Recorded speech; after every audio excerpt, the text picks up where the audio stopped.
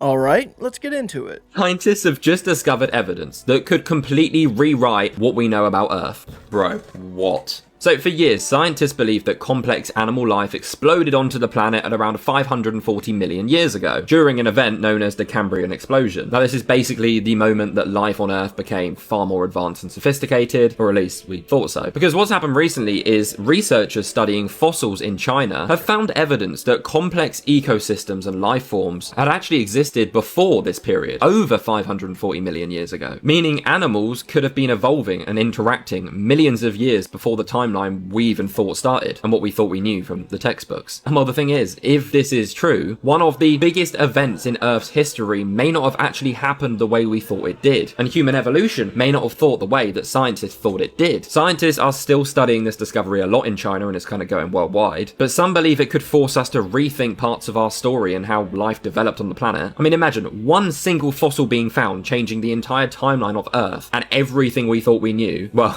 that's exactly what's happening right now. Now, by all means, I am not a scientist, so I'm not someone that can make a critical judgment call on this, but I personally do not have any faith in carbon dating. I really think that a lot of it is theoretical guess, and we have absolutely no clue how old the Earth truly is in the life before our time. Again, I'm no scientist. I'm basically just a troglodyte watching TikTok videos and making my own guesswork. So please feel free to add your own thoughts, theories, and input in the comments. An alleged UFO was supposedly caught on camera opening a portal in Italy yesterday. So welcome to Yes or Strange, a daily series where I show you the strangest news from yesterday. So let's hop right into this video. There's the alleged UFO looking to be flying through the sky. Now, if you keep watching, it's going to quote unquote open a portal here in a second. Now watch, there's the beginning of the portal being opened, the alleged portal. And now the UFO itself, you're going to see it kind of go through the portal and then seemingly disappear. Now this video seems to check all the boxes. There's people in the background that seem genuinely surprised. The video does not seem to be AI or edited. The thing is, this was a Falcon 9 launch from SpaceX where they were putting a satellite in the sky. So guys, be careful, use your brain, critical thinking, and please just do at least the smallest amount of research. Hey, people may have thought that that was a UFO, and it was actually SpaceX putting a satellite in the sky, but what if that's what they're telling us? What if that's what they're saying they're doing, and that's not SpaceX putting a satellite in the sky? And they're actually putting other chemicals or some kind of reflective product up there to reflect the sun. And they're saying that it's satellite launches and or orbital tests. So I always talk about how the government cuts down the trees. Well, this was a cherry tree. And now they're getting rid of it because they're just saying it's not doing well. And there it goes.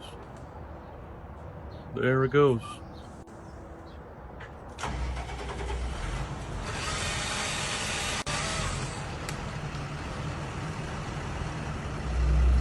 And just like that, the government cuts down the cherry tree. Now you don't have food anymore. Go buy it at the grocery store. Bill Gates food. It is sad to see a tree go if it is producing fruits or vegetables. I cannot say for this one, it kind of did look rough. And I don't think anyone's stopping you from growing a tree of your own on your actual property. That looked like that could have been on the public sidewalk, meaning that it was probably public property and not your own private property. So I would not let them cutting that tree down stop you from growing your own, if that was not your tree already. And maybe you live in an HOA where they say, hey, no tree growing, which if that's the case, you may want to move. Hey, if you haven't done so already, and if you're enjoying the show, give it a like. And if you're new to the channel, subscribe. I upload a video like this 2 times a day, Monday through Friday, early in the morning and later in the afternoon. And for everyone that's made it this far, thank you so much for supporting the channel. Here's more things I want to know. I want to know about the world's most secret and mysterious libraries.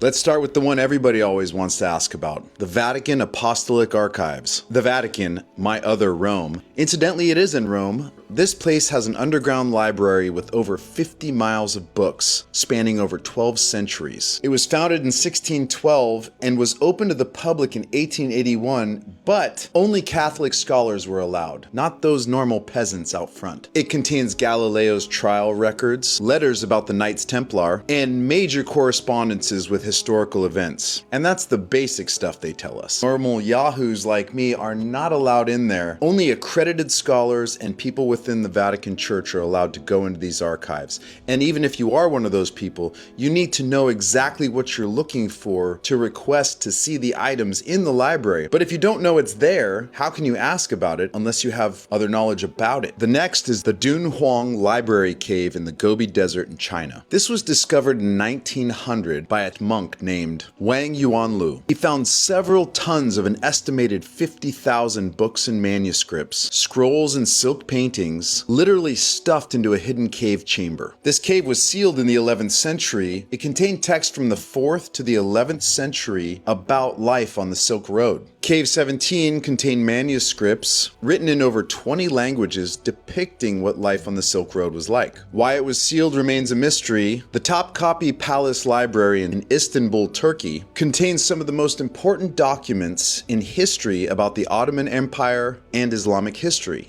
including the only official records of the Ottoman dynasty in the first 200 years. It contains 153,000 loose papers and 10,775 registers. It's an irreplaceable treasure trove of Islamic manuscripts. Access is also restricted to credentialed researchers only by appointment. No nerd off the street can come in and go, "I would like to look at that book, number 11,003. Very nice." The British Library Restricted Collection in London, England. Does that make you interested? Beyond its famous public reading rooms, it contains some very sensitive and restricted collections requiring special clearance and access to read them. These materials are deemed to be too fragile, controversial, and sensitive for the general public to consume. What did the royal family have to say in these secret papers? Did they do something wrong? I want to know. It contains things from banned political papers to personal diaries of historical figures, and some of these things are on lockdown for decades due to privacy restrictions. Back in the good old US of A, we've got the CIA library in Langley, Virginia. It was created in 1947 and has approximately 125,000 books and 1,700 periodicals. They're only accessible by CIA personnel. Don't our taxpayer dollars give us some ability to inquire, or do we have to wait until they deem that it's safe for us to look at it and go, now you can know about the aliens and UFOs, but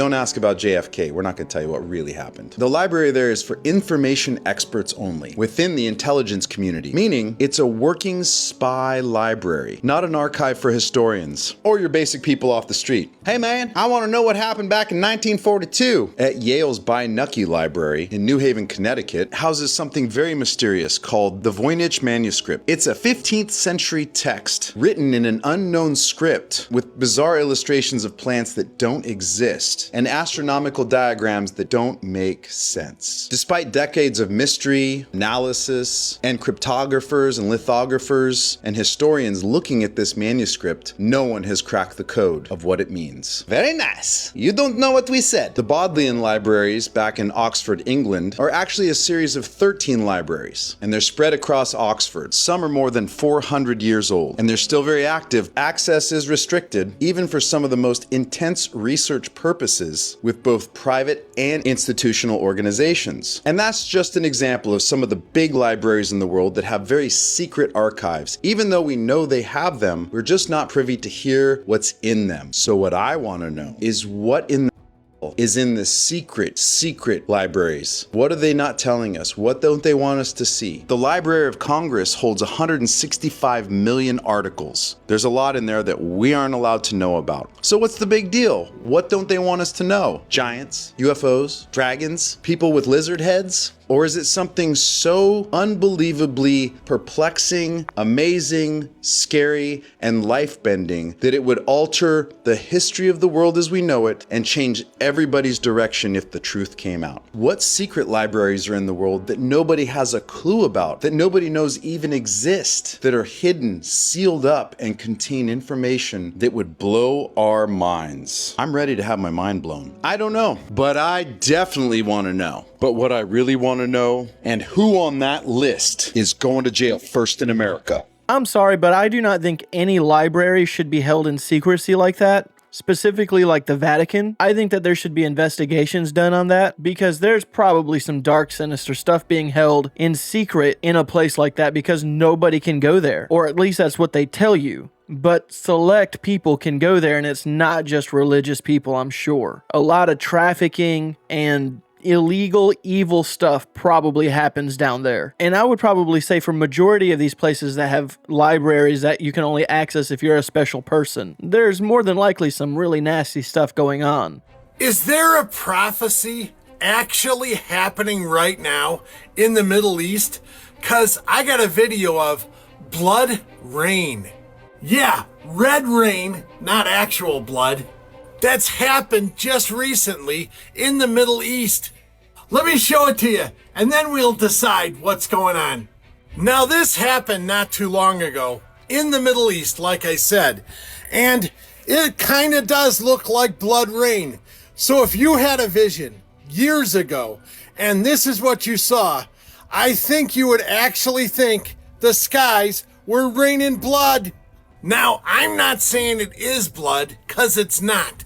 I'm just saying if somebody years ago had a vision or a prophecy, and this is what they saw, an event that they believed might be leading to the end times, which, by the way, I don't think the end times are coming.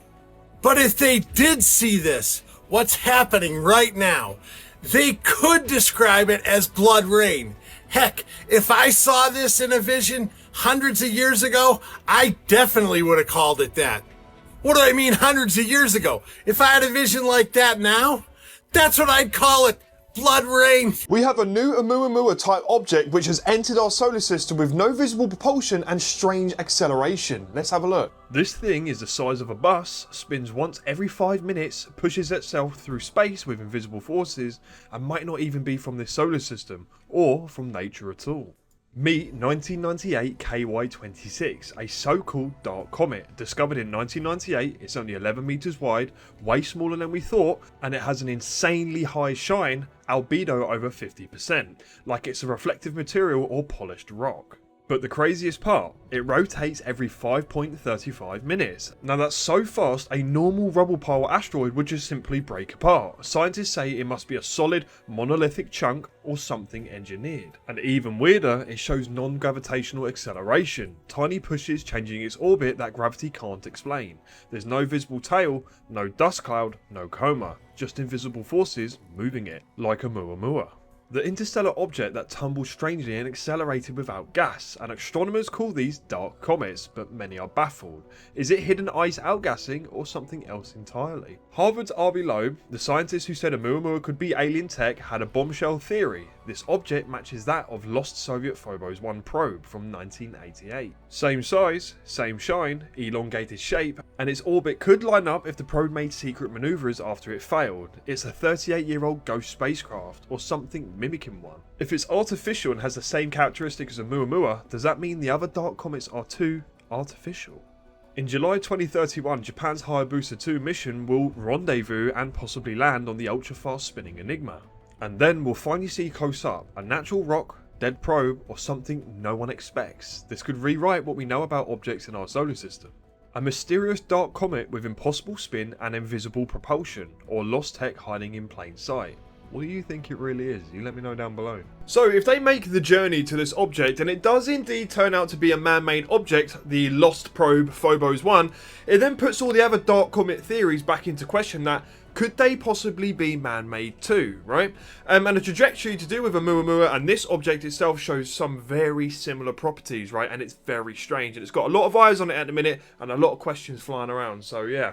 Interesting times we're living in, and hopefully we find out the truth soon. 2030 is not that far away. I'm sure it'll get here before we know it. I am curious to see what it could be, though I have a feeling it'll just be forgotten news by that time, but we'll see. And it just seems like with as advanced as our technology is getting, it's becoming more difficult to tell what these things in space are. Are memories transferable between animals? Are they edible?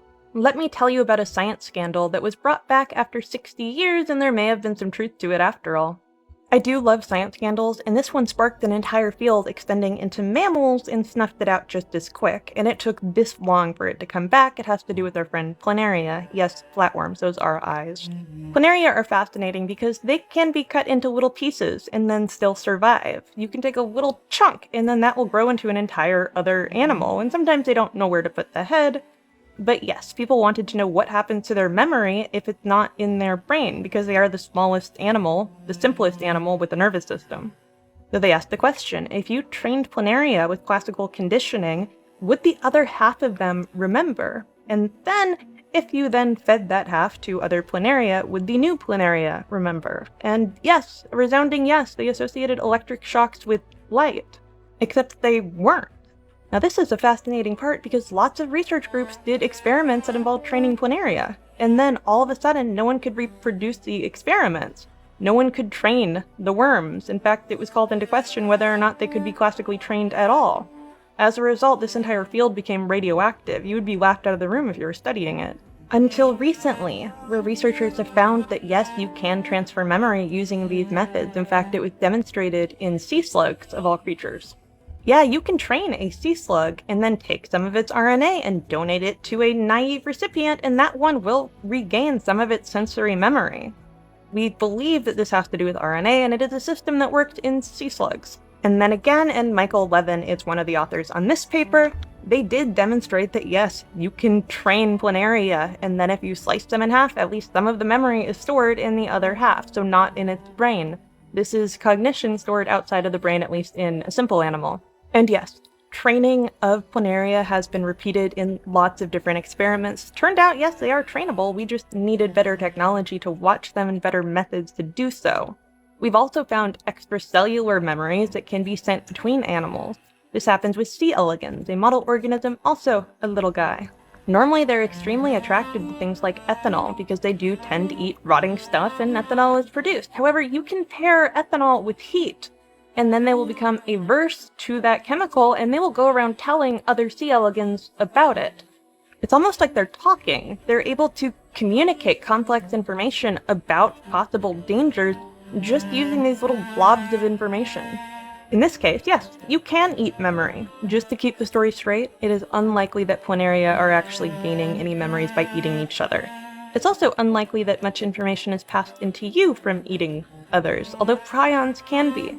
And those are a form of information. They're just a form of information that causes spongiform encephalopathy. Kind of makes me think that maybe memory is stored within our DNA. The water molecules or whatever that's holding that together may be retaining those forms of memories. Just a thought. What they just created is literally going to change the lives of millions of cancer patients. Scientists just announced what could be one of the biggest cancer breakthroughs we've seen in years, if not ever. A new daily pill that has just been developed has been shown to double survivor time. And unlike traditional chemotherapy, it comes with a lot less side effects. It's literally a pill. Now, this is why it's such a big deal. So at the moment, this is for people who have pancreatic cancer. And this is often called one of the deadliest cancers on Earth because it's incredibly difficult to detect early. It spreads very fast and survival rates have remained extremely low for decades now. But this new treatment that they've just developed works completely differently. Instead of attacking healthy cells alongside cancerous cells like something like chemotherapy or radiotherapy would do, this pill targets specific weaknesses inside of the tumor itself, helping to slow its growth and reduce the brutal impact that treatment can have on patients. Now, this is in early trials, of course, but patients lived more than twice as long as doctors would normally expect. And that's not small, that's massive. This could mean extra months, years, or even potentially decades if this works more, of additional time for people with their families. Now, it's important to say this isn't a cure yet, and researchers still need larger studies before this becomes widely available, but the initial research is incredibly promising, and if it works for this cancer, it could work for the majority of the others. I think that that's great news, but there's things that I'm worried about when I hear things like this. There's a pill that you can take that doesn't cure cancer,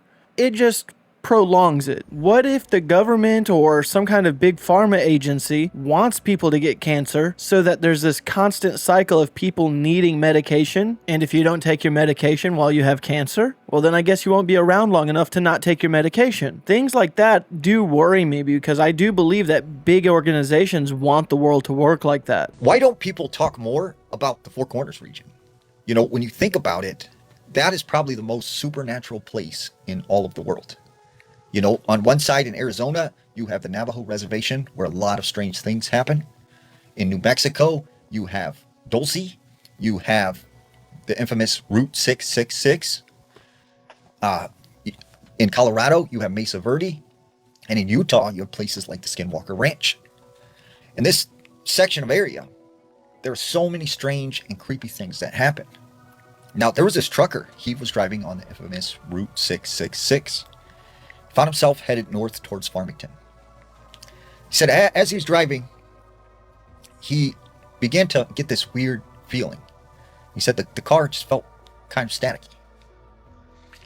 He said as he drove down this road, he started to notice something up in the roadway. And as he slowed the truck down, he could see it was a person. It was a young girl, probably 12, 13. She was standing in the middle of the road. So finally the truck comes to a stop. And he gets out. And he starts yelling at this young girl, what are you doing out on the road? You're going to get hit. Like, why are you out here alone? Where's your parents? She doesn't say anything. She's just turned around looking in the opposite direction. He said, I said, like, where are your parents? Like, why aren't you listening? You're not supposed to be in the middle of the road. All of a sudden, she turns around. And when she fully gets to the direction he's looking, he can see she doesn't have a face. He said this girl just started walking backwards and walked all the way into the desert and then just disappeared. He ran, he jumped back in his truck, and he took off. And he sped all the way to Farmington. And he said one of the weird things that also occurred after he'd seen this girl was the radio station kept going in and out, and he would get the static, and he would hear like voices, like people were talking that weren't supposed to be there. There was another story out of Shiprock. There was this man. He believed at the time that his wife might have been cheating on him. So he said, every night she would get up, and he would hear her get up and leave the house and go somewhere. And he didn't know where she was going. So this particular night, he's laying in bed. His eyes are closed. He hears her get up out of the bed. And he hears her go downstairs and go out the door. Well, at the time, he just wanted to wait to make sure she fully left. So he kept his eyes closed and pretended like he was asleep. And finally, once he heard the door shut, he opens his eyes. And when he looks, his wife is sleeping right next to him. But then all of a sudden, he hears the door open again.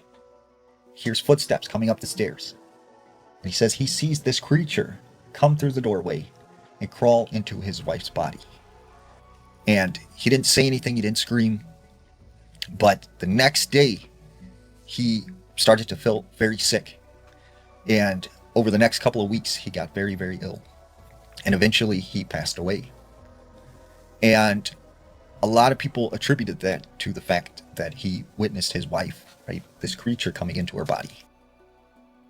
I thought it was one of the #1 rules to never talk about the shadow creatures that enters our wives' bodies in the middle of the night. Have y'all seen this video from Hilton Head Island off the coast of South Carolina where this lady just walks out into the ocean in the middle of the night and disappears? Now it looks daytime in the video I'm showing you, but it's because it's been enhanced. So it's been made brighter and sharpened a lot so you can see it better. But it is pitch black outside. And if anybody's ever been to the ocean, they know better than to go out into the ocean like this in the middle of the night. Now she's walking out into the waves with something in each of her hands, and I'm not too sure what's going on here. Now, before you say it's some sort of attempt against her life, nobody was found.